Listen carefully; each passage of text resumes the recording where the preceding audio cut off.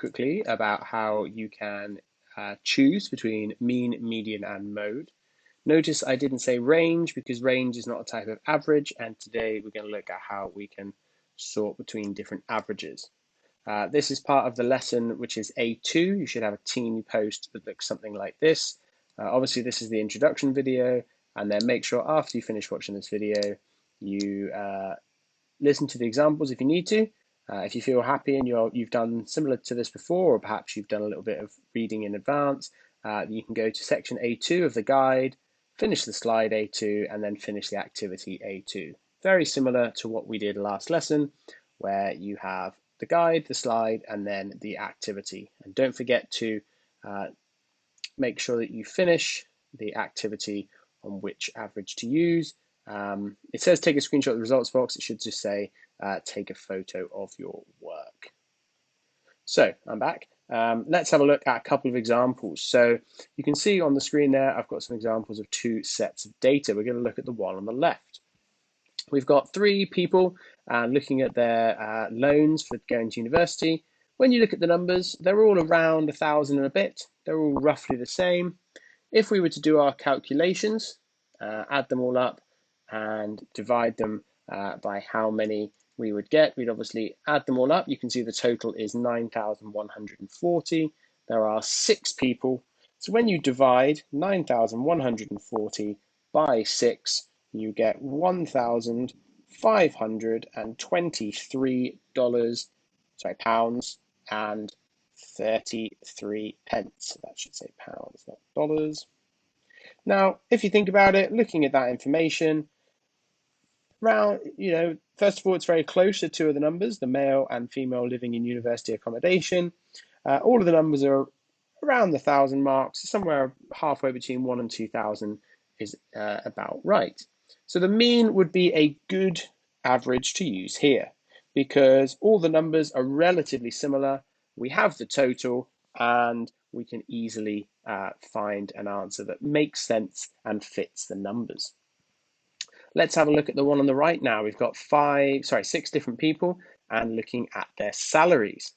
Now, the first 5 people are all kind of similar salaries. You've got 14,800, almost 15,000. And we've got two that are almost 19 and then low 20s. But then we have this merchant banker at the end, Steve.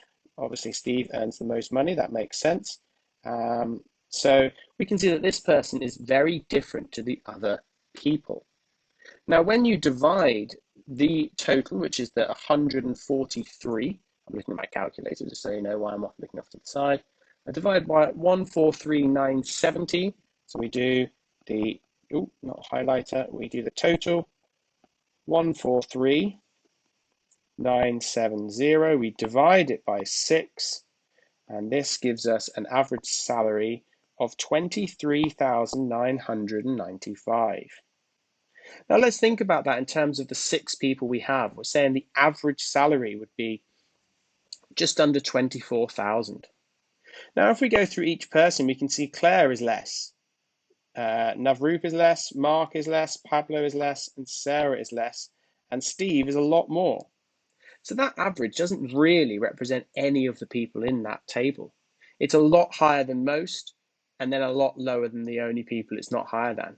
No one in that table is earning around $24,000. So the mean in this example would be a bad average to use. Why? Well, because of Steve. He's a lot different to the other numbers.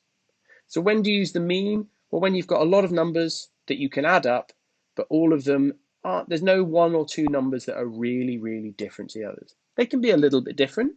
For example, we've got this person here who earns the most, we've got this person here who earns the least, and that's okay because they're not far away from the others. But Steve, the merchant banker, is a long way away.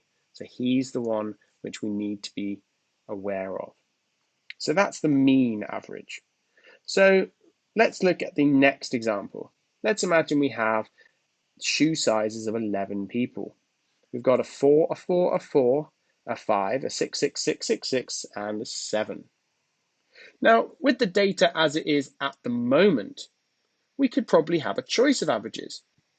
If we were to work out the median, we'd cross off on each side. We keep crossing off and we go, what are we left with? and we can see that the median would be 6.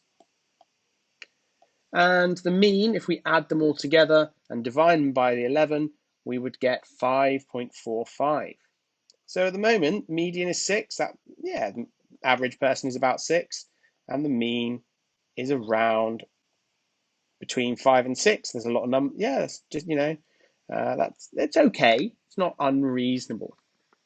Now, let's imagine, though, we had 2 really, really big people that we added onto this group. So now we added on 2 people with a shoe size of 18. Yes, they do exist.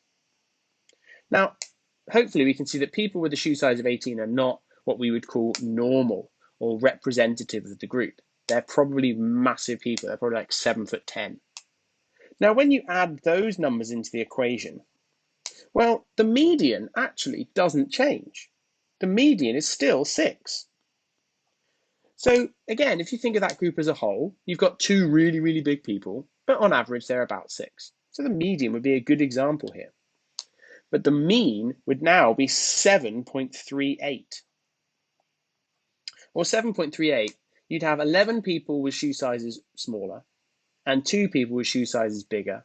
Only one person's even close. It's not representative of the data.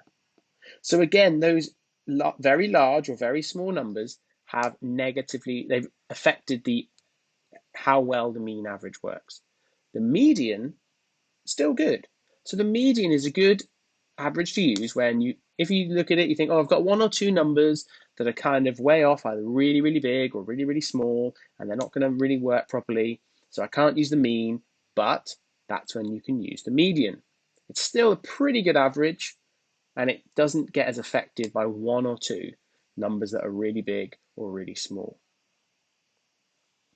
Lastly, let's have a look at, imagine we did a survey. So obviously, at the moment, we couldn't do the survey because it would be 0% for everything. But imagine we had normal people going to school on a day and we were collecting their information and we had these numbers here. Let's imagine the survey was 100 people. 14 of them are walk, 32 of them are car, 54 of them are public transport. Now, if we tried to find the mean, we can't really do that because we can't add up 14 walkers to get a number. We can't say car plus car plus car because that's just counting the cars. It's not counting the people in cars. And we can't count public transport. The answers are all words. You've got walk and cycle. That's a word answer. You've got car. That's a word. Public transport. When you ask them a question, how do you travel to school? They don't give you a number answer. They're giving you a word. So for that reason, unfortunately, we can't use the mean and we can't use the median. We can't use the mean because we can't add them up. We can't use the median because we can't put them in order from smallest to biggest. I know some of you will say that a car isn't as big as a bus, but we mean in terms of their numerical value. So that only leaves one option, the mode. We can use the mode, and we can see that more people take public transport than anything else. So the mode would be public transport. It's the most common method. So the mode is what we use when we have non-numerical data, data that isn't a number. If we think about the other data, like shoe size, that's a number. If you think about how much money you're borrowing in a loan or earning in a salary, it's a number. But do you walk to, I'm walking to school, I'm cycling, I'm taking a car, public transport, that's non-numerical data. So we use the mean average for things that are not, the mode average for non-numerical data. So let's just sum this up. Okay, I'll zoom in a little bit. Zoom a little bit more, make it a bit bigger. So the mode is the best for things that represent frequency. So like how many people take a bus, how many people's favorite color is blue. The mean is useful for when you have lots of numbers and they're all relatively close together. There's no 1 or 2 that are really big or really small. And the mean is probably the most commonly used average for numbers, but not always. Depends on the data. And the median is good for when you've got 1 or 2 numbers that are really, really big or really, really small. So for example, in the first example, we had Steve who earned a lot more money. And in the second example, we had 2 giants with their massive feet. So Feel free to go back and watch any of these bits again. Let's just review the post. So that's what you're going to do. You're going to read the guide, do the slide, do the activity, and then take a photo of your work. So that's how to choose an average. Hopefully that is helpful for you. And like I said, feel free to recap or reuse this video, and don't forget to use the guide to help you.